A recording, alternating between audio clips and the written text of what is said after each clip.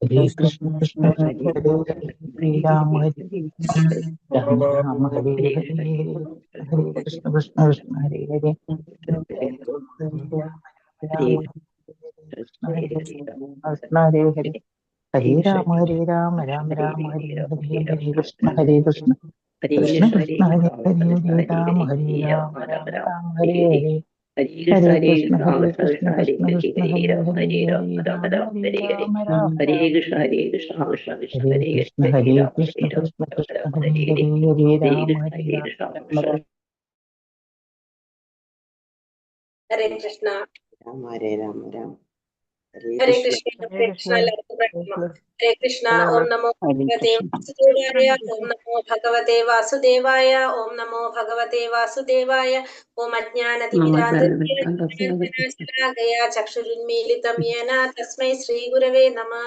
നമോ വിഷ്ണുപാദായ കൃഷ്ണപ്രേഷ്ഠായ ഭൂതലേ ശ്രീമതേ ഭക്തിവേദാന്ത സ്വാമിനിധി നാമിനെ.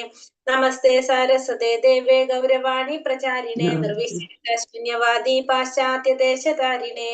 ജയ ശ്രീ കൃഷ്ണ ചൈതന്യ പ്രഭു നിത്യാനന്ദ ശ്രീ അദ്വൈത ഗദാധര ശ്രീവാസാദി ഗൗര ഭക്തവൃന്ദ. ഹരേ കൃഷ്ണ കൃഷ്ണ കൃഷ്ണ ഹരേ ഹരേ ഹരേ രാമ രാമ രാമ ഹരേ ഹരേ. ഹരേ കൃഷ്ണ. നിഗമകൽപതരോർഗളിതം ഫലം ശുഖമുഖാമൃതദ്രവ സംയുധം പിബത ഭാഗവതം രസമാലയം മുഹുരഹോ രസികാ ഭുവി ഭാവുകാഃ. നാരായണം നമസ്കൃത്യം നരം ചൈവ നരോത്തമം ദേവീം സരസ്വതിം വ്യാസം തതോ ജയമുദിരയേത്. നഷ്ടപ്രായേഷു ഭദ്രേഷു നിത്യം ഭാഗവത സേവയ ഭഗവതേ ഉത്തമ ശ്ലോകേ ഭക്തിർഭവതി നൈഷ്ടകീ. കൃഷ്ണായ വാസുദേവായ ദേവകീ നന്ദനായ ച നന്ദഗോപകുമാരായ ഗോവിന്ദായ നമോ നമഃ. ഹരേ കൃഷ്ണ കൃഷ്ണ കൃഷ്ണ ഹരേ ഹരേ ഹരേ രാമ രാമ ഹരേ ഹരേ. ഹരേ കൃഷ്ണ. ശ്രീ ശ്രീ രാധാ ഗോവിന്ദ ഇസ്കോൺ മാംഗ്ലൂരിന്റെ ഭാഗവത ക്ലാസ്സിലേക്ക് എല്ലാവർക്കും സ്വാഗതം. ഹരേ കൃഷ്ണ. എല്ലാവർക്കും ഹരേ കൃഷ്ണ മാതാജി. ഹരേ കൃഷ്ണ മാതാജി. ഹരേ കൃഷ്ണ മാതാജി. ഹരേ കൃഷ്ണ മാതാജി. ഹരേ കൃഷ്ണ. എല്ലാവർക്കും പ്രണാമം. നമ്മളിപ്പോ ഒന്നാമത്തെ സ്കന്ധം 9-ാമത്തെ അധ്യായം ഭീഷ്മദേവന്റെ വിയോഗം. അതില് ഭീഷ്മസ്തുതികളാണ് നമ്മളിപ്പോ പറഞ്ഞുകൊണ്ടിരിക്കുന്നത്. 41-ാമത്തതില് കുറച്ചു പേരെ എടുത്തു അല്ലെ, കുറച്ചും കൂടി എടുക്കാനായിട്ട്. ഭീഷ്മസ്തുതി എന്തൊക്കെയായിരുന്നു? ഭീഷ്മദേവന്റെ സ്തുതി ഏത് തൊട്ടാ തുടങ്ങിയത്? 32-ാമത്തെ ശ്ലോകം തൊട്ട്. മരണസമയത്ത് ശരീരവും മനസ്സും എല്ലാം എങ്ങനെ ആയിരിക്കണമെന്നാണ് ലൗകികമായ ബന്ധങ്ങൾ ഉപേക്ഷിച്ച് നമ്മൾ മനസ്സിനെ ഭഗവാനിൽ ഉറപ്പിക്കുക. അതാണ് 32-ാമത്തെ. 2-ല് പറഞ്ഞത്. 33-ൽ എന്താണ് സ്തുതിക്കുന്നത്? എന്ത്? ഭഗവാന്റെ സുന്ദരമായ രൂപത്തെ വർണ്ണിക്കുന്നു. 33-ല് ചന്ദനലേപനം ചെയ്ത വദനാംബുജവും അടയാളങ്ങളും ആകർഷിക്കാവുന്ന വിഷയമായി തീരുന്നു. രൂപത്തെ 34-ല് പറയണ്ടേ? 34 കുരുക്ഷേത്ര ഭൂമിയിലെ ഭഗവാന്റെ രൂപത്തെ സ്മരിക്കുന്നു. കുരുക്ഷേത്ര ഭൂമിയിലുള്ള ഭഗവാന്റെ മുറിവുകളൊക്കെ ഉള്ള ഭഗവാന്റെ രൂപത്തെ സ്മരിക്കുന്നതാണ്. 35-ല് അർജുനന്റെ ആജ്ഞ അനുസരിച്ച് ഭക്തനോടുള്ള ഭഗവാന്റെ സ്നേഹത്തെ കുറിച്ച്, ഭഗവാന്റെ ആ ഭക്തന്മാരോടുള്ള പ്രഭാവത്തെ. 36 തളർന്നുപോയ അർജുനന്റെ ആജ്ഞാനം മാറ്റി ജ്ഞാനം പകർന്നു കൊടുക്കുന്നത്. 36 ഭഗവാന്റെ ശബത്തിനേക്കാൾ ഭക്തന്റെ ശബത്തിനാണ് അവിടെ പ്രാധാന്യം കൊടുക്കുന്നത്. അല്ലെ? അങ്ങനെയുള്ള ഭഗവാനെയാണ് പറയുന്നത്. 38 യുദ്ധഭൂമിയിൽ മൂർച്ചയേറിയ ശരതങ്ങൾ ഏർപ്പെടുത്തിയ മുറിവുകൾ നിമിത്തം ക്രോധത്താൽ എന്ന പോലെ അദ്ദേഹം എന്റെ നേരെ പാഞ്ഞെടുത്തെന്ന്. ഭഗവാൻ ഭീഷ്മദേവന്റെ അടുത്തേക്ക് പാഞ്ഞെടുത്ത് വരുന്ന ആ വീരരസത്തിൽ ഭഗവാന്റെ അടുത്തേക്ക് ഭീഷ്മദേവന്റെ അടുത്തേക്ക് പാഞ്ഞെടുത്ത് വരുന്ന ആ ഭഗവാനെയാണ് ഓർക്കുന്നത് അല്ലെ?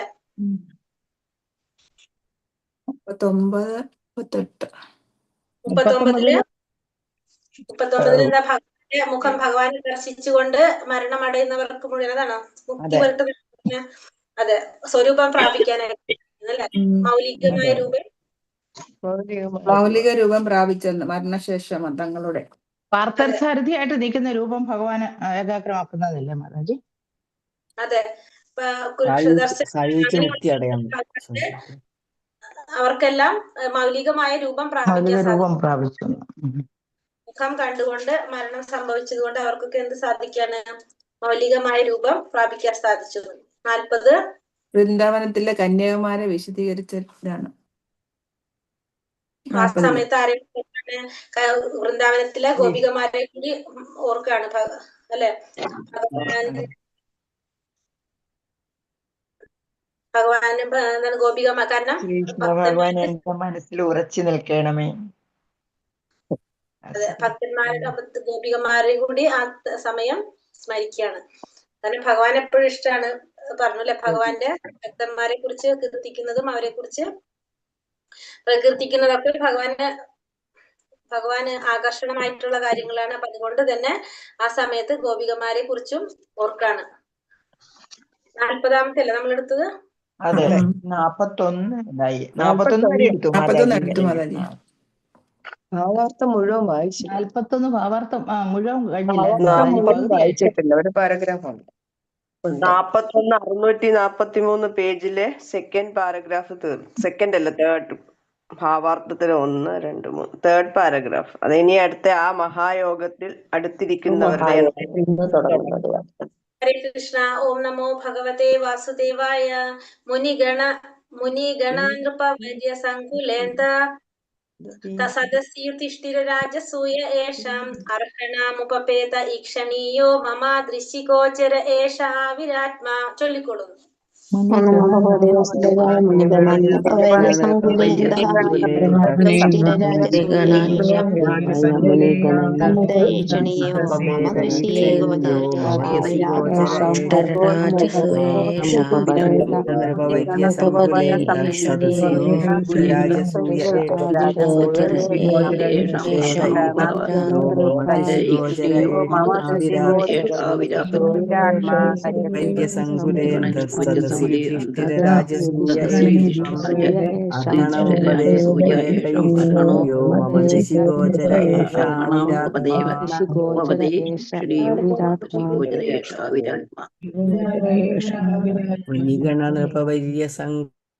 ഹരേ കൃഷ്ണ.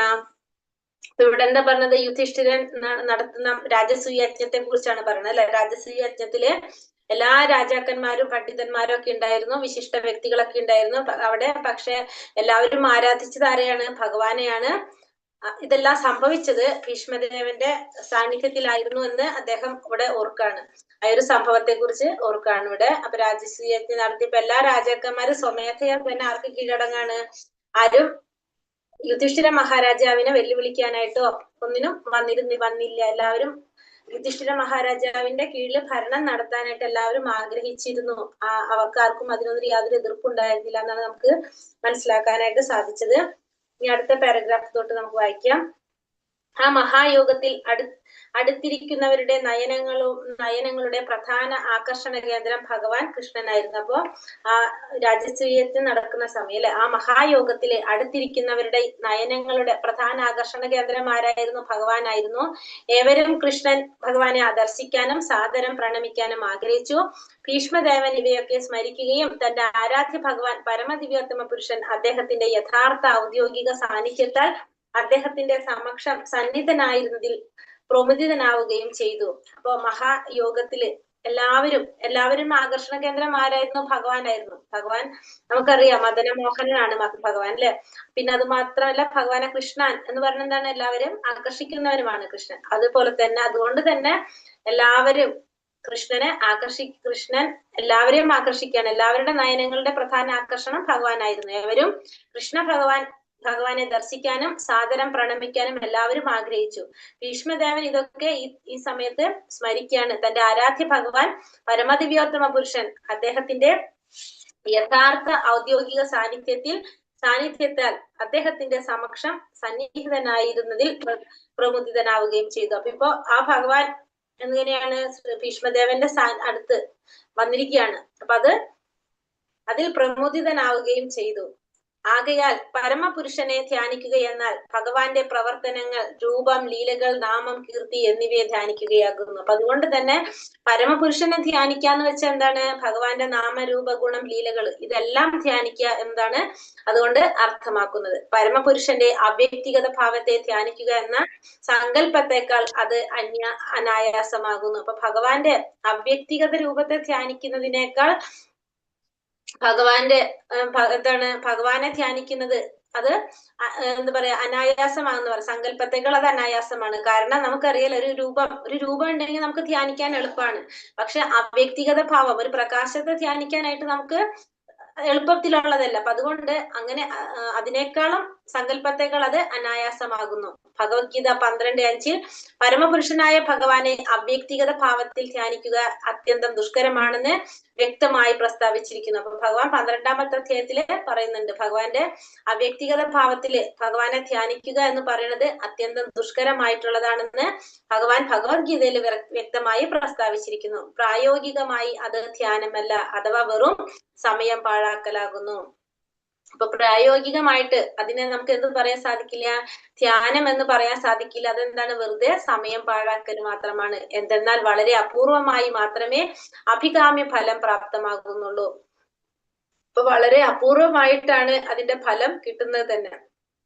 എന്നാൽ ഭക്തന്മാരാകട്ടെ ഭഗവാന്റെ യഥാർത്ഥ സ്വരൂപത്തെയും ലീലകളെയും ധ്യാനിക്കുകയാകയാൽ അവർക്ക് ഭഗവാനെ അനായാസേന സമീപിക്കാവുന്നതാകുന്നു. അപ്പൊ ഭഗവാന്റെ ഭക്തന്മാരെ എങ്ങനെയാണ്, ഭഗവാന്റെ ആ രൂപത്തെ, ശ്യാമസുന്ദര രൂപത്തെ അല്ലെങ്കിൽ ഭഗവാന്റെ ലീലകളെ ധ്യാനിക്കുന്നത് കൊണ്ട് തന്നെ അവർക്ക് അത് അനായാസേന സാധിക്കുന്ന കാര്യമാണ്. ഇതേക്കുറിച്ച് ഭഗവത്ഗീത 12:9 പ്രസ്താവിച്ചിരിക്കുന്നു. തന്റെ അതീന്ദ്രിയ കർമ്മങ്ങളിൽ നിന്നും അഭിന്നനാണ് ഭഗവാൻ. ഭഗവാനും ഭഗവാന്റെ പ്രവർത്തികളും തമ്മിൽ യാതൊരു വ്യത്യാസമില്ല. ഭഗവാന്റെ നാമം, രൂപം, ഗുണം, ലീലകൾ എല്ലാതും എങ്ങനെ തന്നെയാണ്, എല്ലാം ഭഗവാനിൽ തന്നെയാണ്, ഭഗവാൻ തന്നെയാണ്. ഇതൊന്നും തമ്മിൽ യാതൊരു വ്യത്യാസവും ഇല്ല. അതുകൊണ്ടാണ് എല്ലാം അതീന്ദ്രിയമായിട്ടുള്ളത്. ഭഗവാനുമായിട്ട് ബന്ധപ്പെട്ടതെല്ലാം അതുകൊണ്ട് തന്നെ അതീന്ദ്രിയമായിട്ടുള്ളതാണ്. ശ്രീകൃഷ്ണ ഭഗവാൻ മനുഷ്യ സമൂഹ പക്ഷം യഥാർത്ഥമായും സന്നിഹിതനായിരുന്ന വേളയിൽ വിശേഷിച്ചും കുരുക്ഷേത്ര യുദ്ധവുമായി ബന്ധപ്പെടുത്തി ഒരു പക്ഷേ പരമദിവ്യോത്തമ പുരുഷനായി അദ്ദേഹത്തെ തിരിച്ചറിഞ്ഞില്ലെങ്കിൽ തന്നെയും ആ കാലഘട്ടത്തിലെ ഏറ്റവും ശ്രേഷ്ഠ വ്യക്തിത്വമായി അംഗീകരിച്ചിരുന്നു. ഒരു മഹത് വ്യക്തി അദ്ദേഹത്തിന്റെ മരണശേഷം ദൈവമായി ആരാധിക്കപ്പെടുന്നു എന്ന പ്രചരണം തെറ്റിദ്ധരിക്കപ്പെടുന്നതാകുന്നു. എന്തെന്നാൽ മരണത്തിന് ശേഷം ഒരാളെ ദൈവമാക്കി മാറ്റാൻ കഴിയില്ല. പരമദിവ്യോത്തമ പുരുഷനായ ഭഗവാൻ സ്വയം സന്നിഹിതനായിരിക്കുമ്പോഴും അദ്ദേഹം മനുഷ്യനായി തീരുകയില്ല. ഈ രണ്ട് ആശയങ്ങളും തെറ്റിദ്ധാരണകളാണ്. ദൈവത്തിനും രൂപവും വികാരങ്ങൾ ഉണ്ടെന്ന സങ്കല്പം ശ്രീകൃഷ്ണ ഭഗവാന്റെ കാര്യത്തിൽ പ്രയോഗക്ഷമമല്ല.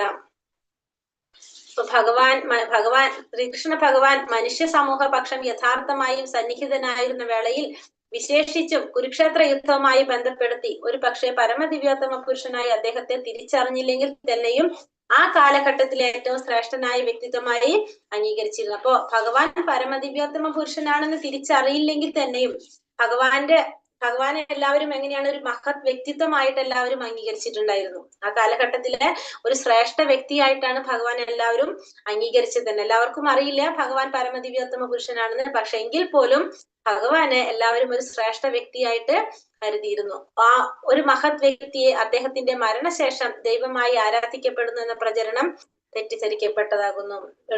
അപ്പൊ ഒരു വ്യക്തി മരണശേഷം ആ വ്യക്തിയെ ദൈവമായിട്ട് ആരാധിക്കുക എന്ന പ്രചരണം എന്താണ്, ഇത് തെറ്റായൊരു സംഭവമാണ്. കാരണം മരണത്തിന് ശേഷം ഒരാളെ ദൈവമാക്കി മാറ്റാൻ കഴിയില്ല. മരണത്തിന് ശേഷം നമുക്ക് ഒരാളെ ദൈവമാക്കി മാറ്റാനായിട്ട് സാധിക്കുന്നില്ല. പരമദിവ്യോത്തമ പുരുഷനായ ഭഗവാൻ സ്വയം സന്നിഹിതനായിരിക്കുമ്പോഴും അദ്ദേഹം മനുഷ്യനായി തീരുകയില്ല. അപ്പൊ ഭഗവാൻ മനുഷ്യരൂപത്തിൽ ഭഗവാൻ അവതരിച്ചാലും ഭഗവാൻ എങ്ങനെയാണ്, അദ്ദേഹം മനുഷ്യനായി തീരുകയില്ല. ഈ രണ്ട് ആശയങ്ങളും തെറ്റിദ്ധാരണകളാണ്. കാരണം നമുക്ക് രൂപത്തില് നമുക്ക് ഭഗവാനെ മനുഷ്യനായിട്ട് നമുക്ക് കാണാൻ സാധിക്കുന്നെങ്കിലും എപ്പോഴും ഭഗവാൻ എങ്ങനെയാണ്, മനുഷ്യരുടെ രൂപത്തിൽ നമുക്ക് കാണുന്നു മാത്രമേ അല്ലെ. പക്ഷെ എങ്കിലും ഭഗവാൻ അതീന്ദ്രിയം തന്നെയാണ്. ഭഗവാന്റെ ശരീരവും നമ്മുടെ ശരീരവും തമ്മില് വ്യത്യാസങ്ങളുള്ളതാണ്. ഈ രണ്ടാശയങ്ങളും തെറ്റിദ്ധാരണകളാണ്. ദൈവത്തിന് മനുഷ്യരൂപവും വികാരങ്ങൾ ഉണ്ടെന്ന സങ്കല്പം ശ്രീകൃഷ്ണ ഭഗവാന്റെ കാര്യത്തിൽ പ്രയോഗക്ഷമമല്ല. അപ്പൊ ഭഗവാന്റെ കാര്യത്തിൽ ഇതൊന്നും പ്രായോഗികമായിട്ട് പറയുന്ന കാര്യങ്ങളല്ല. ഹരേ കൃഷ്ണ. ശ്ലോകം 42. ശ്ലോകം 42. തം ഇമ അഹമജം ശരീരഭാജം ഹൃദി തിഷ്ഠിതമാത്മകൽപിതാനാം പ്രതീദൃശ്യമിവ നൈകഥാർക്കമേകം സമധിഗതോസ്മി വിതുത ഭേദമോഹഃ. തം ഇമ അഹമജം ശരീരഭാജം ഹൃദി തിഷ്ഠിത ആത്മകൽപിതാനാം പ്രതീദൃശ്യമിവ നൈകഥാർക്കമേകം സമധിഗതോസ്മി വിതുത ഭേദമോഹഃ. ചൊല്ലിക്കോളൂ.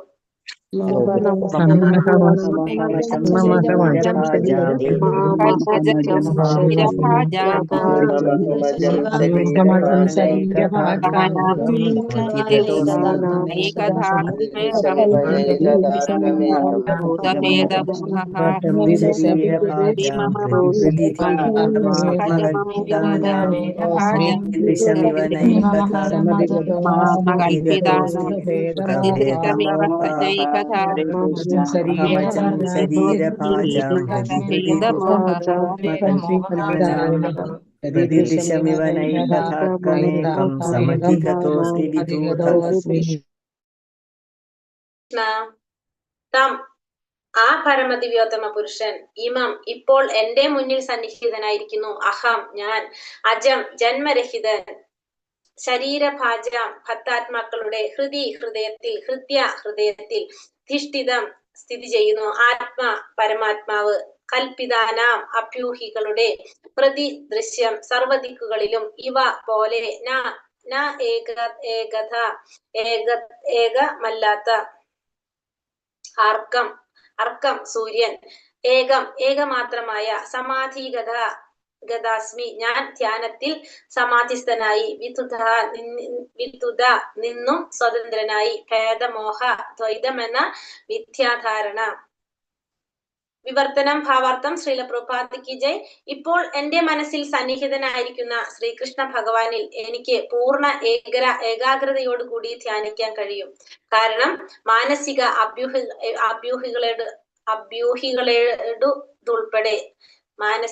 അഭ്യൂഹികളുടേതുൾപ്പെടെ ഏവരുടെയും ഹൃദയത്തിലുള്ള ഭഗവാന്റെ സാന്നിധ്യത്തെ സംബന്ധിച്ച തെറ്റായ ദ്വൈത സങ്കല്പത്തെ അതിജീവിച്ചിരിക്കുന്നു. അദ്ദേഹം ഏവരുടെയും ഹൃദയത്തിൽ കുടികൊള്ളുന്നു. സൂര്യനെ വ്യത്യസ്തമായി നിരീക്ഷിക്കുന്നുവെങ്കിൽ തന്നെയും സൂര്യൻ ഏകമാകുന്നു. അപ്പൊ ഇവിടെ എന്താ പറയുന്നത്? ഇപ്പോൾ എന്റെ മുന്നിൽ സന്നിഹിതനായിരിക്കുന്ന ശ്രീകൃഷ്ണ ഭഗവാനിൽ എനിക്ക് പൂർണ്ണ ഏകാഗ്രതയോട് കൂടി ധ്യാനിക്കാൻ കഴിയും. അപ്പൊ ഭീഷ്മദേവൻ പറയാണ്, ഇപ്പൊ ഭീഷ്മദേവന്റെ മുന്നിൽ നിൽക്കുന്ന ഭഗവാനെ ഏകാഗ്രമായ മനസ്സോടുകൂടി ധ്യാനിക്കാനായിട്ട് ഭീഷ്മദേവന് കഴിയും. കാരണം മനസ്സിലുള്ള എല്ലാ സംശയങ്ങളും നീങ്ങിക്കഴിഞ്ഞിരിക്കുന്നു. മാനസിക അഭ്യൂഹങ്ങളുടെ ഉൾപ്പെടെയുള്ള എല്ലാ സംശയങ്ങളും ഭഗവാന്റെ സാന്നിധ്യത്തെ സംബന്ധിച്ച് തെറ്റായിട്ടുള്ള ദ്വൈത സങ്കല്പവും എല്ലാതും മാറിയിരിക്കുന്നു. അദ്ദേഹം ഏവരുടെയും ഹൃദയത്തിൽ കുടികൊള്ളുന്നു. ഭഗവാൻ എല്ലാവരുടെയും ഹൃദയത്തിൽ കുടികൊള്ളുന്നുണ്ട്. ഇങ്ങനെയാണ് ഭഗവാൻ സൂര്യനെ വ്യത്യസ്തമായി നിരീക്ഷിക്കുന്നുവെങ്കിൽ തന്നെയും സൂര്യൻ ഏകനാകുന്നു. അപ്പൊ പല രീതിയിലും പല സ്ഥലത്തും നമുക്ക് സൂര്യനെ പല രീതിയിൽ വീക്ഷിക്കാൻ സാധിക്കുകയാണെങ്കിൽ, അതായത് സൂര്യദേവനായിട്ട്, സൂര്യഗോളായിട്ട്, സൂര്യന്റെ എന്താണ് പറയുക ഉപരിതലായിട്ട് സൂര്യനെ പല രീതിയിൽ വീക്ഷിച്ചാലും സൂര്യൻ ഒന്ന് തന്നെയാണ്. അതേപോലെ തന്നെ പല രീതിയിൽ നോക്കിക്കണ്ടാലും സൂര്യൻ ഒന്ന് തന്നെയാണ്. അതുപോലെ തന്നെ ഭഗവാനും എങ്ങനെയാണ്? ഭഗവാനും ഏകനാണ്. നമ്മള് ഭഗവത്ഗീതയിൽ പഠിക്കുന്നതല്ല, സൂര്യനായിട്ടാണ് കമ്പയർ ചെയ്യുന്നത് തന്നെ. ഭാവാർത്ഥം ശ്രീല പ്രഭുപാദ് കി ജയ്. ശ്രീകൃഷ്ണ ഭഗവാനാണ് ഏകനിരപേക്ഷ പരമദിവ്യോത്തമ പുരുഷൻ. എന്നാൽ ഭഗവാൻ തന്റെ അചിന്തമായ ശക്തിയാൽ അനേക പൂർണ്ണാംശങ്ങളായും അനേകം വിഭിന്നാംശങ്ങളായും സ്വയം വിസ്തരിച്ചിരിക്കുന്നു. ദ്വൈതം എന്ന സങ്കല്പം ഭഗവാന്റെ അചിന്ത്യമായ ശക്തിയെക്കുറിച്ചുള്ള അജ്ഞത നിമിത്തമാകുന്നു. മൂഢന്മാർ മാത്രമേ തന്നെ ഒരു സാധാരണ മനുഷ്യനായി കാണുകയുള്ളൂവെന്ന് ഭഗവത്ഗീത 9:11 ഭഗവാൻ ഉദ്ബോധിപ്പിക്കുന്നു. അത്തരം മൂഢ വ്യക്തികൾ ഭഗവാന്റെ അചിന്ത്യ ശക്തികളെ കുറിച്ച് ബോധവാന്മാരല്ല. ലോകത്തിലെ മുഴുവൻ ജനങ്ങളുടെയും മുന്നിൽ സൂര്യൻ സന്നിഹിതനായിരിക്കുന്നത് പോലെ ഭഗവാൻ അദ്ദേഹത്തിന്റെ അചിന്ത്യ ശക്തിയാൽ ഏവരുടെയും ഹൃദയത്തിൽ സ്ഥിതി ചെയ്യുന്നു. അപ്പൊ ഭഗവാൻ ശ്രീകൃഷ്ണൻ ഏകനിരപേക്ഷ പരമദിവ്യോത്തമ പുരുഷൻ. അപ്പൊ ഭഗവാനാണ് ഏകനിരപേക്ഷ, ഒന്നിനെയും ആശ്രയിക്കാത്തവനായിട്ടുള്ളത്. ആകെ ആര് മാത്രമാണ്? ഭഗവാൻ ശ്രീകൃഷ്ണൻ മാത്രമാണ്. എന്നാൽ ഭഗവാൻ തന്റെ അചിന്ത്യമായ ശക്തിയാൽ അനേകം പൂർണ്ണാംശങ്ങളായും അനേകം വിഭിന്നാംശങ്ങളായും സ്വയം വിസ്തരിച്ചിരിക്കുന്നു. അപ്പൊ ഭഗവാന്റെ ശക്തി കൊണ്ട്, അതും അചിന്ത്യമായ ശക്തി കൊണ്ട്, നമുക്ക് ചിന്തിക്കുന്നതിന്റെ അപ്പുറത്തുള്ള ഭഗവാന്റെ ശക്തി കൊണ്ട് പൂർണ്ണാംശമായിട്ടും ഭഗവാന്റെ വിഭിന്ന അംശങ്ങളായിട്ടും ഭഗവാൻ സ്വയം വിസ്തരിക്കുന്നുണ്ട്. ദ്വൈതം എന്ന സങ്കല്പം ഭഗവാന്റെ അചിന്ത്യമായ ശക്തിയെക്കുറിച്ചുള്ള അജ്ഞത നിമിത്തമാകുന്നു. അപ്പൊ നമുക്ക് ഭഗവാന്റെ ശക്തിയെക്കുറിച്ച് അറിയാത്തത് കൊണ്ടാണ് നമ്മൾ ഇതിനെ പറയണത് ദ്വൈതം എന്ന സങ്കല്പം തന്നെ പറയുന്നത്. മൂഢന്മാർ മാത്രമേ തന്നെ ഒരു സാധാരണ മനുഷ്യനായി കാണുകയുള്ളൂവെന്ന് ഭഗവത്ഗീത 9:11 ഭഗവാൻ ഉദ്ബോധിപ്പിക്കുന്നു. അപ്പൊ ഭഗവാൻ ഭഗവത്ഗീതയിൽ 9-ാം അധ്യായം 11-ാം ശ്ലോകത്തിൽ പറയുന്നുണ്ട്, മൂഢന്മാർക്ക് മാത്രമേ ഭഗവാനെ എങ്ങനെ കാണാൻ സാധിക്കുള്ളൂ? മനുഷ്യനായിട്ട്, സാധാരണ മനുഷ്യനായി കാണുകയുള്ളൂ.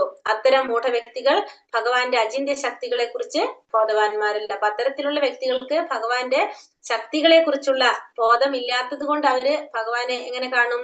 സാധാരണ മനുഷ്യനായിട്ട് കാണും. ലോകത്തിലെ മുഴുവൻ ജനങ്ങളുടെയും മുന്നിൽ സൂര്യൻ സന്നിഹിതനായിരിക്കുന്നത് പോലെ ഭഗവാൻ അദ്ദേഹത്തിന്റെ അചിന്ത്യ ശക്തിയാൽ ഏവരുടെയും ഹൃദയത്തിൽ സ്ഥിതി ചെയ്യുന്നു. അപ്പൊ സൂര്യൻ എല്ലാവരുടെ മുന്നിലും സൂര്യൻ സന്നിഹിതനാണ്. അതേപോലെ തന്നെ ഭഗവാൻ എല്ലാവരുടെ ഹൃദയത്തിലും ആരുണ്ട്? ഭഗവാൻ സ്ഥിതി ചെയ്യുന്നുണ്ട്. അചിന്ത്യമായ ഭഗവാന്റെ ശക്തിയാൽ ഭഗവാൻ എല്ലാവരുടെ ഹൃദയത്തിലും സ്ഥിതി ചെയ്യുന്നു. ഭഗവാന്റെ പൂർണ്ണ അംശങ്ങളുടെ വിസ്തരണമാണ് അദ്ദേഹത്തിന്റെ പരമാത്മാ ഭാവം. അപ്പൊ ഭഗവാന്റെ പരമാത്മാ ഭാവം എന്ന് പറയുന്നത് പൂർണ്ണാംശത്തിന്റെ ഒരു വിസ്തരണമാണ്. എന്ത്? ഭഗവാന്റെ പരമാത്മാ ഭാവം. പരമാത്മാ ഭാവത്തിലാണ് എല്ലാവരുടെ ഹൃദയത്തിലും ഭഗവാൻ സ്ഥിതി ചെയ്യുന്നത്. അദ്ദേഹത്തിന്റെ അചിന്ത്യ ശക്തിയാൽ ഏവരുടെയും ഹൃദയത്തിൽ അദ്ദേഹം സ്വയം പരമാത്മാവായി വിസ്തരണം ചെയ്തിരിക്കുന്നു. അപ്പൊ ഭഗവാൻ പരമാത്മാവായിട്ട്, ഭഗവാന്റെ അചിന്ത്യ ശക്തി കൊണ്ട് എല്ലാവരുടെ ഹൃദയത്തിലും ഭഗവാൻ പരമാത്മാവായിട്ട് സ്ഥിതി ചെയ്യുന്നു. അപ്പൊ നമ്മള് ഉത്തരയുടെ ഗർഭത്തിൽ പരീക്ഷിത്ത് മഹാരാജാവിനെ രക്ഷിക്കുന്ന സമയത്ത് അല്ലെ, ഭഗവാൻ എന്താണ് അവരുടെ മുന്നില്, കുന്തി ദേവിയും മക്കളും എല്ലാവരും നിൽക്കുമ്പോ അവരുടെ മുന്നിലും ഭഗവാൻ ഉണ്ട്. ഒപ്പം തന്നെ ഭഗവാൻ എന്താണ് ഉത്തരയുടെ ഗർഭത്തിലേക്ക് ഭഗവാൻ പ്രവേശിക്കുകയാണ് ചെയ്യുന്നത്. അപ്പൊ ഭഗവാന്റെ അചിന്ത്യമായ ശക്തിയാണ് ഇതെല്ലാം. ഭഗവാന്റെ ശക്തികൾ എന്ന് പറയുന്നത് നമുക്ക് ചിന്തിക്കുന്നതിന്റെ അപ്പുറത്താണ് ഭഗവാന്റെ ഓരോ ലീലകളും തന്നെ. മാത്രമല്ല അദ്ദേഹത്തിന്റെ സ്വശരീര തേജസ്സിന്റെ വിസ്തരണത്താൽ ഉജ്ജ്വല ദീപ്തിയായ ബ്രഹ്മജ്യോതിയായും അദ്ദേഹം വിസ്തരണം ചെയ്തിരിക്കുന്നു. ഭഗവാന്റെ സ്വശരീര ശോഭയാണ് ബ്രഹ്മജ്യോതി എന്ന് ബ്രഹ്മസംഹിതയിൽ പ്രസ്താവിച്ചിരിക്കുന്നു. ആകയാൽ ഭഗവാനും ഭഗവാന്റെ ശരീര ശോഭയും അതായത് ബ്രഹ്മജ്യോതിയും പരമാത്മാവെന്ന അദ്ദേഹത്തിന്റെ പൂർണ്ണാംശങ്ങൾ തമ്മിൽ യാതൊരു അന്തരവുമില്ല. ഈ നിജസ്ഥിതിയെ ഗ്രഹിക്കാത്ത അല്പജ്ഞാനികൾ ബ്രഹ്മജ്യോതിയെയും പരമാത്മാവിനെയും ശ്രീകൃഷ്ണനിൽ നിന്നും വ്യത്യസ്തമായി കരുതുന്നു. ഇവിടെ എന്താ പറഞ്ഞത്? ഭഗവാന്റെ അചിന്ത്യ ശക്തിയാൽ എല്ലാവരുടെ ഹൃദയത്തിലും ഭഗവാൻ പരമാത്മാവായി സ്ഥിതി ചെയ്യുന്നു. മാത്രമല്ല അദ്ദേഹത്തിന്റെ സ്വന്തം ശരീരത്തിന്റെ വിസ്തരണത്താൽ ഉജ്ജ്വല ദീപ്തിയായ ബ്രഹ്മജ്യോതിയായും അദ്ദേഹം വിസ്തരണം ചെയ്തിരിക്കുന്നു. അപ്പൊ അദ്ദേഹത്തിന്റെ ബ്രഹ്മജ്യോതി എന്ന് പറയുന്നത് അദ്ദേഹത്തിന്റെ ശരീരത്തിന്റെ തേജസ്, ആ പ്രകാശത്തിനെയാണ് ബ്രഹ്മജ്യോതി എന്ന് പറയുന്നത്. അപ്പൊ ബ്രഹ്മജ്യോതിയായിട്ടും ഭഗവാൻ വിസ്തരണം ചെയ്തിരിക്കുന്നു. ആ ഭഗവാന്റെ സ്വശരീര ശോഭയാണ് ബ്രഹ്മജ്യോതി എന്ന് ബ്രഹ്മസംഹിതയിൽ പ്രസ്താവിച്ചിരിക്കുന്നത്. അപ്പൊ ബ്രഹ്മസംഹിത എന്ന് പറയുന്നത് ബ്രഹ്മാവിന്റെ സ്തുതിയാണ്. ബ്രഹ്മസ്തുതിയിൽ പറയുന്നതാണ് ഭഗവാന്റെ സ്വന്തം ശരീരത്തിന്റെ ശോഭയെയാണ് എന്ന് പറയുന്നത് ബ്രഹ്മജ്യോതി എന്ന് പറയുന്നത്. അതുകൊണ്ട് തന്നെ ഭഗവാനും ഭഗവാന്റെ ശരീര ശോഭ അതായത് ബ്രഹ്മജ്യോതിയും പിന്നെ പരമാത്മാവെന്ന അദ്ദേഹത്തിന്റെ പൂർണ്ണാംശങ്ങൾ തമ്മിൽ യാതൊരു വ്യത്യാസവും ഇല്ല. അപ്പൊ ബ്രഹ്മജ്യോതി എന്ന് പറയുന്നതും പരമാത്മാവ് എന്ന് പറയുന്നതും ഭഗവാൻ എന്ന് പറയുന്നതും ഇത് മൂന്നും എന്ത് തന്നെയാണ്? ഭഗവാന്റെ തന്നെ ശക്തിയാണ്. അപ്പൊ ഇത് മൂന്നും തമ്മില് യാതൊരു വ്യത്യാസവുമില്ല. പരമാത്മാവ് എന്ന ഭഗവാന്റെ പൂർണ്ണ അംശങ്ങളും തമ്മിൽ യാതൊരു അന്തരവുമില്ല. അതൊന്നും തമ്മിൽ യാതൊരു വ്യത്യാസവുമില്ല. ഈ നിജസ്ഥിതിയെ ഗ്രഹിക്കാത്ത അല്പജ്ഞാനികൾ ബ്രഹ്മജ്യോതിയെയും പരമാത്മാവിനെയും ശ്രീകൃഷ്ണനിൽ നിന്നും വ്യത്യസ്തമായി കരുതുന്നു. ഇത് മനസ്സിലാക്കാത്തവർ എന്താ ചിന്തിക്കുന്നത്? ബ്രഹ്മജ്യോതിയും പരമാത്മാവും ഭഗവാനും വേറെയാണെന്ന് ചിന്തിക്കുന്നു, മനസ്സിലാക്കുന്നു. ഈ തെറ്റായ ദ്വൈത സങ്കല്പം ഭീഷ്മദേവന്റെ മനസ്സിൽ നിന്നും പൂർണ്ണമായി ദൂരീകരിക്കപ്പെട്ടിരിക്കുന്നു. അപ്പൊ ഇത്തരത്തിലുള്ള തെറ്റായ സങ്കല്പങ്ങള് ഭീഷ്മദേവന്റെ മനസ്സിൽ നിന്നും പൂർണ്ണമായി ദൂരീകരിക്കപ്പെട്ടിരിക്കുന്നു എന്ന് മാത്രമല്ല കൃഷ്ണ ഭഗവാനാണ് മാത്രമാണ് എല്ലാറ്റിലും സർവസ്വമായി ഉള്ളതെന്നതിൽ അദ്ദേഹം ഇപ്പോൾ സംതൃപ്തനുമാണ്. അപ്പൊ അദ്ദേഹത്തിന് ഇപ്പൊ മനസ്സിലാക്കാൻ സാധിക്കും ഭഗവാനാണ് എല്ലാവരിലും സർവസ്വമായിട്ട്, ഈ സർവവും നിലനിൽക്കുന്നത് ആരാണ്? ഭഗവാനാണെന്നുള്ളത് മനസ്സിലാക്കാനായിട്ട് അദ്ദേഹത്തിന് സാധിച്ചു. അതുകൊണ്ട് തന്നെ അദ്ദേഹം ഇപ്പോൾ സംതൃപ്തനുമാണ്. ഈ പ്രബുദ്ധത മഹാത്മാക്കൾ അഥവാ ശ്രേഷ്ഠരായ ഭക്തർക്ക് പ്രാപ്തമാകുന്നു. ഇത് ആർക്കാണ് ഇതൊക്കെ അറിയാൻ സാധിക്കുന്നത്? ഭഗവാന്റെ ഭക്തന്മാർക്ക് മാത്രമാണ് ഇതെല്ലാം മനസ്സിലാക്കാനായിട്ട് സാധിക്കുന്നത്. സകലതിലും സർവസ്വവും വസുദേവനാകുന്നുവെന്നും വസുദേവനെ കൂടാതെ യാതൊന്നിനും നിലനിൽപ്പില്ലെന്നും ഭക്തർ സാക്ഷാത്കരിക്കുന്നുവെന്നും ഭഗവത്ഗീത 7:19 പ്രസ്താവിച്ചിരിക്കുന്നു. ഭീഷ്മദേവൻ ഇപ്പോൾ സ്ഥിരീകരിച്ചതുപോലെ വാസുദേവൻ അഥവാ ശ്രീകൃഷ്ണ ഭഗവാനാണ് യഥാർത്ഥ പരമപുരുഷൻ. ഭീഷ്മദേവൻ 12 മഹാജനങ്ങളിൽ ഒരാളായതിനാൽ അഭിനവ ഭക്തർ, ശുദ്ധ ഭക്തർ എന്നീ ഇരുകൂട്ടരും അദ്ദേഹത്തിന്റെ കാലടികൾ പിന്തുടരാൻ തീർച്ചയായും ശ്രമിക്കണം. അതാണ് ഭക്തിയുടെ സേവന മാർഗം. ഇവിടെ ഭഗവാനെ കുറിച്ചുള്ള തെറ്റിദ്ധാരണകൾ, ദ്വൈത സങ്കല്പം, ഭഗവാൻ തെറ്റായ ഒരു ദ്വൈത സങ്കല്പം ഭീഷ്മദേവന്റെ മനസ്സിൽ നിന്നും പൂർണ്ണമായിട്ട് മാറി. മാത്രമല്ല ഭഗവാൻ എല്ലാറ്റിലും ഭഗവാൻ ഉള്ളതെന്ന് ആർക്കറിയാം? അറിഞ്ഞത് കൊണ്ട് തന്നെ അദ്ദേഹം ഇപ്പോ സംതൃപ്തനാണ്. ഇത് ഭക്തന്മാർക്ക് മാത്രമാണിത് മനസ്സിലാക്കാനായിട്ട് സാധിക്കുന്നത്. സർഗലത്തിലും സർവസ്വവും എല്ലാതും ആര് തന്നെയാണ്? വാസുദേവൻ തന്നെയാണ്. ഭഗവാനെ കൂടാതെ ഒന്നിനും നിലനിൽപ്പില്ലെന്നും ആർക്ക് മനസ്സിലാക്കാൻ സാധിക്കുകയാണ്? നിലനിൽപ്പില്ലെന്നും ഭക്തർ സാക്ഷാത്കരിക്കുന്നുവെന്നും ഭഗവത്ഗീതയിലെ 7-ാം അധ്യായം 19-ാം ശ്ലോകത്തില് പറയുന്നുണ്ട്. ഭീഷ്മദേവൻ ഇപ്പോൾ സ്ഥിരീകരിച്ചതുപോലെ വാസുദേവൻ അഥവാ ശ്രീകൃഷ്ണ ഭഗവാനാണ് യഥാർത്ഥ പരമദിവ്യോത്തമ പുരുഷൻ. ഈ യഥാർത്ഥ പരമദിവ്യോത്തമ പുരുഷൻ എന്ന് പറയുന്നത് ആരാണ്? വാസുദേവൻ, അതല്ലെങ്കിൽ ഭഗവാൻ ശ്രീകൃഷ്ണനാണ്. ഭീഷ്മദേവൻ 12 മഹാജനങ്ങളിൽ ഒരാളാണ് ഭീഷ്മദേവൻ. അപ്പൊ അതുകൊണ്ട് തന്നെ അഭിനവ ഭക്തർ, തുടക്കത്തിലുള്ള ഭക്തന്മാരും ശുദ്ധ ഭക്തന്മാരും എല്ലാവരും എന്ത് ചെയ്യണം? അദ്ദേഹത്തിന്റെ കാലടികൾ പിന്തുടരാൻ തീർച്ചയായിട്ടും ശ്രമിക്കണം. അതാണ് ഭക്തിയുടെ സേവന മാർഗം. ഭക്തിയുടെ സേവന മാർഗം എന്ന് പറയുന്നത് എന്ത് ചെയ്യണം? ഭക്തന്മാരുടെ, ഭഗവാന്റെ ശുദ്ധ ഭക്തന്മാരുടെ കാലടിപ്പാടുകൾ പിന്തുടരേണ്ടതാണ്. അപ്പൊ ഭീഷ്മദേവൻ എന്ന് പറയുന്നത് 12 മഹാജനങ്ങളിൽ ഒരാളായിട്ടുള്ള വ്യക്തിയാണ്. നമ്മ 12 മഹാജനങ്ങളിൽ ഒരാളെ വ്യക്തി ആയതുകൊണ്ട് തന്നെ അദ്ദേഹത്തിന്റെ കാലടിപ്പാടുകൾ പിന്തുടരാനായിട്ട് തീർച്ചയായിട്ടും ശ്രമിക്കണം. പാർത്ഥസാരഥി രൂപത്തിലുള്ള ശ്രീകൃഷ്ണ ഭഗവാനാകുന്നു ഭീഷ്മദേവന്റെ ആരാധ്യ വിഷയം. അതേസമയം വൃന്ദാവനത്തിലെ ഏറ്റവും വശ്യമനോഹരമായ അതേ ശ്രീകൃഷ്ണ ഭഗവാന്റെ ശ്യാമസുന്ദര രൂപമാകുന്നു ഗോപികമാരുടെ ആരാധ്യ രൂപം. പലപ്പോഴും അല്പജ്ഞാനികളായ വിദ്വാൻമാർക്ക് പിഴവ് സംഭവിക്കുകയും വൃന്ദാവനത്തിലെ കൃഷ്ണനെയും കുരുക്ഷേത്ര യുദ്ധഭൂമിയിലെ കൃഷ്ണനെയും വ്യത്യസ്ത വ്യക്തിത്വങ്ങളായി കരുതുകയും ചെയ്യുന്നു. എന്നാൽ ഭീഷ്മദേവനെ സംബന്ധിച്ചിടത്തോളം ഈ തെറ്റിദ്ധാരണ പൂർണ്ണമായും ദുരീകൃതമാണ്. അവ്യക്തിഗതവാദികളുടെ പോലും പ്രാപ്യസ്ഥാനം അരൂപമായ ജ്യോതിയുടെ നിലയിലുള്ള കൃഷ്ണനാകുന്നു. ഇവിടെ പാർത്ഥസാരഥി രൂപത്തിലുള്ള ഭഗവാൻ ശ്രീകൃഷ്ണനെയാണ് ആരാധിക്കുന്നത്? ഭീഷ്മദേവൻ ആരാധിക്കുന്നത്. അതേസമയം തന്നെ വൃന്ദാവനത്തിലെ ഗോപികമാര് അവര് ഭഗവാന്റെ ഏത് രൂപത്തെ ആരാധിക്കുന്നത്? ശ്യാമസുന്ദര രൂപത്തെയാണ് ഗോപികമാർ ആരാധിക്കുന്നത്. അപ്പൊ അല്പജ്ഞാനികളുടെ ധാരണ എന്താണ്?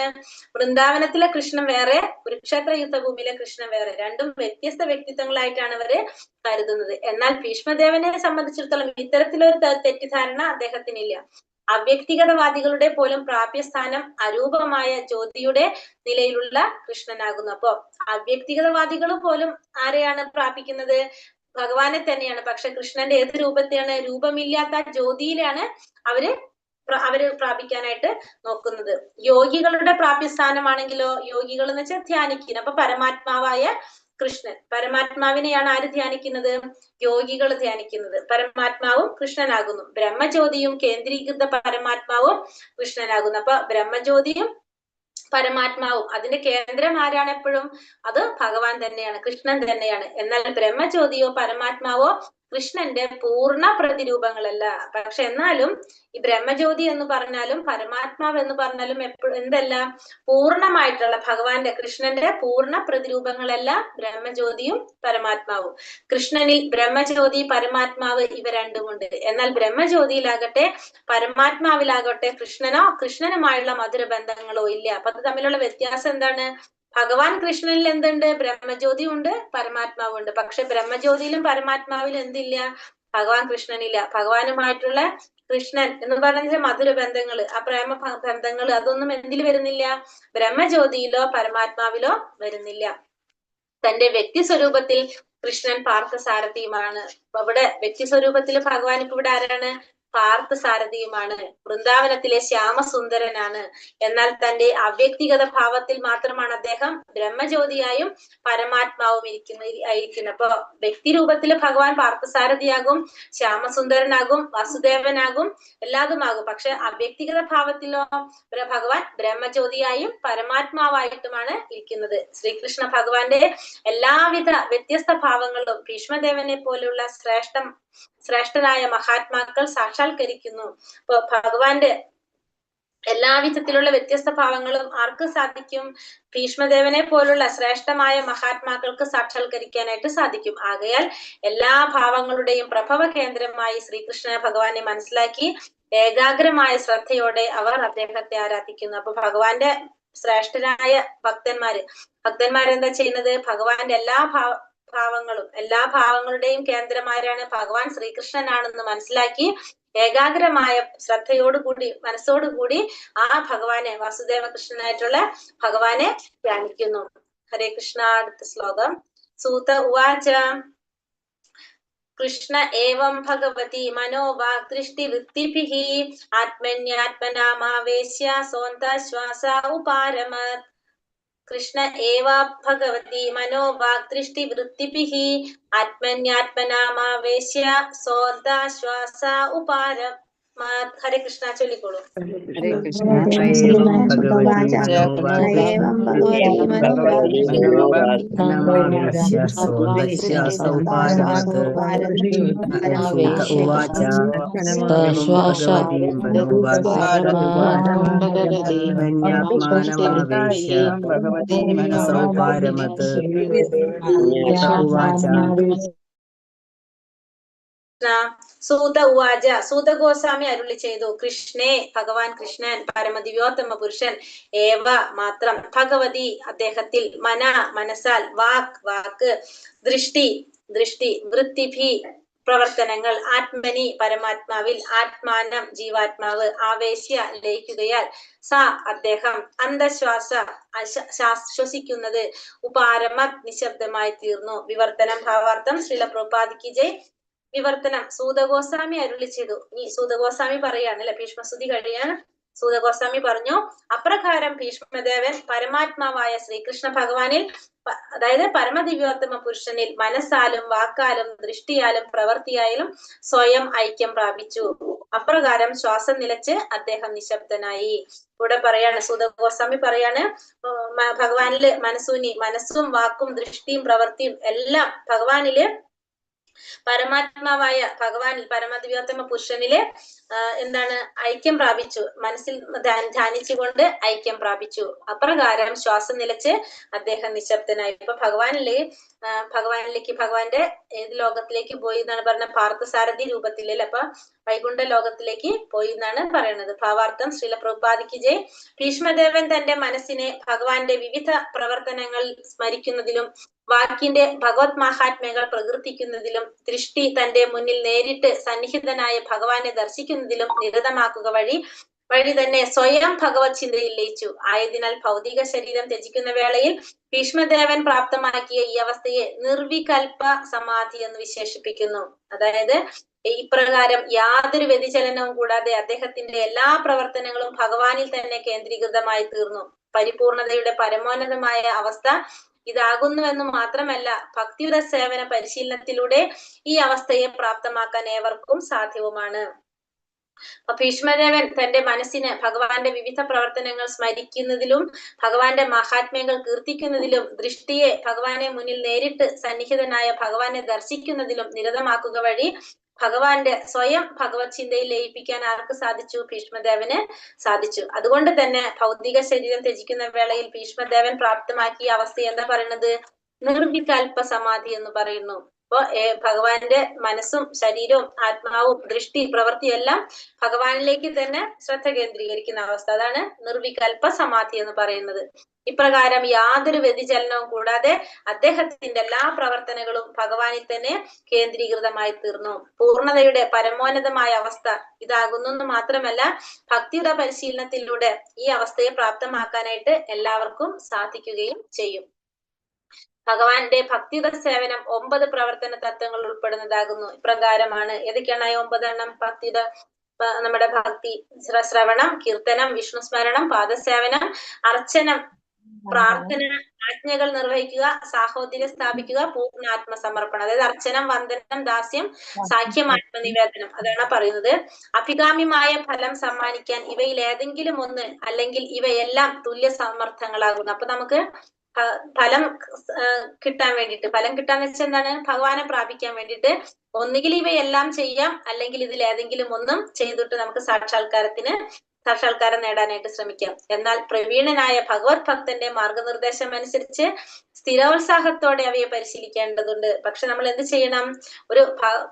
ശുദ്ധഭക്തന്റെ അല്ലെങ്കിൽ ഒരു ആചാര്യന്റെ നിർദ്ദേശപ്രകാരമായിരിക്കണം നമ്മൾ ഇതിനെ പരിശീലിക്കേണ്ടത്. സ്ഥിരോത്സാഹത്തോടെ പരിശീലിക്കണം. ഇവയിലെല്ലാം വെച്ച് അത്യന്തം പ്രധാനപ്പെട്ടത് ആദ്യത്തെ വിഷയമായ ശ്രവണമാകുന്നു. അപ്പൊ ഇതിൽ ഏറ്റവും പ്രധാനം എന്താണ്? ശ്രവണം. ആകയാൽ ആദ്യം ഭഗവത്ഗീത ശ്രവണവും പിന്നെ ശ്രീമദ് ഭാഗവത ശ്രവണവും ജീവിതാന്ത്യത്തിൽ ഭീഷ്മദേവന്റെ അവസ്ഥ പ്രാപ്തമാക്കാൻ അഭിലഷിക്കുന്ന ഒരു ഗൗരവ പഠിതാവ് അത്യന്താപേക്ഷിതമാകുന്നു. അപ്പൊ അതുകൊണ്ട് തന്നെ എന്ത് ചെയ്യണം? നമ്മള് ഭഗവത്ഗീതാ ശ്രവണം, ഭാഗവത ശ്രവണം അത് അത്യന്താപേക്ഷിതമാണ്. സ്വയം ശ്രീകൃഷ്ണ ഭഗവാൻ സന്നിഹിതനല്ലെങ്കിൽ പോലും വൃത്തിവേളയിൽ ഭീഷ്മദേവന്റെ അദ്വിതീയമായ അവസ്ഥ പ്രാപ്യമാക്കാൻ കഴിയും. അപ്പൊ നമുക്ക് ഭഗവാൻ നമ്മുടെ മുന്നിൽ, ഇപ്പൊ ഭീഷ്മദേവന്റെ പോലെ ഭഗവാൻ നമ്മുടെ മുന്നിൽ വന്നില്ലെങ്കിൽ നമുക്ക് എന്ത് സാധിക്കും?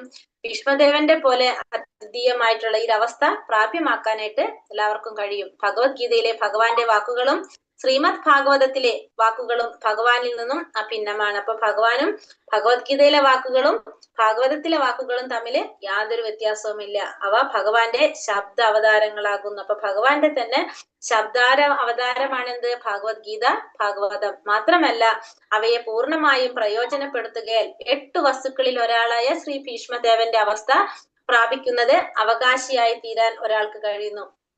അപ്പൊ ഇത് പ്രാപിച്ചു കഴിഞ്ഞാൽ, അവയെ പൂർണ്ണമായും പ്രയോജനപ്പെടുത്തി കഴിഞ്ഞാൽ, ഭഗവത്ഗീത ശ്രവണം പൂർണ്ണമായിട്ട് പ്രയോജനപ്പെടുത്തി കഴിഞ്ഞാൽ 8 വസ്തുക്കളിൽ ഒരാളാണ് അല്ലെ ഭീഷ്മദേവന്റെ അവസ്ഥ പ്രാപിക്കാനായിട്ട് എല്ലാവർക്കും സാധിക്കും. ആരാണ് ഭീഷ്മദേവൻ? 8 വസ്തുക്കളിലെ പേരെന്താണ്? ഓർമ്മയുണ്ടോ? നമ്മൾ പറഞ്ഞിട്ടുണ്ടായിരുന്നില്ലേ? പ്രഭാസ് അല്ലെ. ജീവിതത്തിന്റെ ഒരു നിശ്ചിത ഘട്ടത്തിൽ മനുഷ്യനായാലും മൃഗമായാലും നിശ്ചയമായും മരണപ്പെടും. എന്നാൽ ഭീഷ്മദേവനെ പോലെ മരണം വരിക്കുന്ന ഒരാൾ പരിപൂർണത കൈവരിക്കുന്നു. അതേസമയം പ്രകൃതി നിയമങ്ങളാൽ നിർബന്ധിതനായി മരണപ്പെടുമ്പോൾ മരണം മൃഗതുല്യമാവുന്നു. ഒരു മനുഷ്യനും മൃഗവും തമ്മിലുള്ള അന്തരമാണത്. മനുഷ്യരൂപത്തിലുള്ള ജീവിതം ഭീഷ്മദേവനെ പോലെ മൃത്യു വരിക്കാൻ സവിശേഷമായി ഉദ്ദേശിച്ചുള്ളതാകുന്നു. അപ്പൊ നമ്മള് മനുഷ്യനായാലും മൃഗമായാലും എന്താണ്? ഒരു ജീവിതത്തിൽ ഭൗതിക പ്രകൃതി നിയമങ്ങളാണ്, നമുക്ക് അതനുസരിച്ചേ പറ്റൂ. നിശ്ചയമായിട്ടും നമുക്ക് മരണം സംഭവിക്കും. പക്ഷെ മരണം സംഭവിക്കുമ്പോ എങ്ങനെ വേണം? ഭീഷ്മദേവനെ പോലെ മരണം സംഭവിക്കുകയാണെങ്കിൽ നമുക്ക് പരിപൂർണത കൈവരിക്കാൻ സാധിക്കും. അതായത് അല്ലാതെ പ്രകൃതി നിയമങ്ങളാൽ നിർബന്ധിതനായിട്ട് മരണം സംഭവിക്കുമ്പോ എന്താ വരുന്നത്? അത് മരണം മൃഗതുല്യമാകാണത്. അപ്പൊ മൃഗവും മനുഷ്യനും തമ്മിൽ അങ്ങനെ വരുമ്പോ യാതൊരു വ്യത്യാസവും ഇല്ല. പക്ഷെ മനുഷ്യരൂപത്തിലുള്ള ജീവിതം എങ്ങനെയായിരിക്കണം? ഭീഷ്മദേവനെ പോലെ മൃത്യു വരിക്കാനായിട്ട് സവിശേഷമായി ഉദ്ദേശിച്ചിട്ടുള്ളതാകണം. അപ്പൊ നമ്മള് എങ്ങനെയാണ് മരണം കൈകൊള്ളേണ്ടത്? ഭീഷ്മദേവനെ പോലെ. അതായത് നമുക്ക് ലക്ഷ്യം എന്താണ്? ഭഗവത് സാക്ഷാത്കാരം നേടാൻ സാധിക്കുക എന്നുള്ളതായിരിക്കണം നമ്മുടെ ലക്ഷ്യം. അങ്ങനെയായിരിക്കണം നമ്മള് മരണത്തെ കാണേണ്ടത്. ഹരേ കൃഷ്ണ കൃഷ്ണ കൃഷ്ണ ഹരേ ഹരേ, ഹരേ രാമ രാമ രാമ ഹരേ ഹരേ. വഞ്ചകൽപതരുഭ്യശ്ച കൃപാസിന്ധോഭ്യവ ച പതിതാനാം പാവനേഭ്യോ വൈഷ്ണവേഭ്യോ നമോ നമഃ. अनंत कोटि वैष्णववृंद की जय, श्रील प्रभुपाद की जय, गुरुदेव की जय, निताय गौर प्रेमानंदे। हरि हरि बोल। हरे कृष्णा हरे कृष्णा हरे कृष्णा प्रणाम माताजी।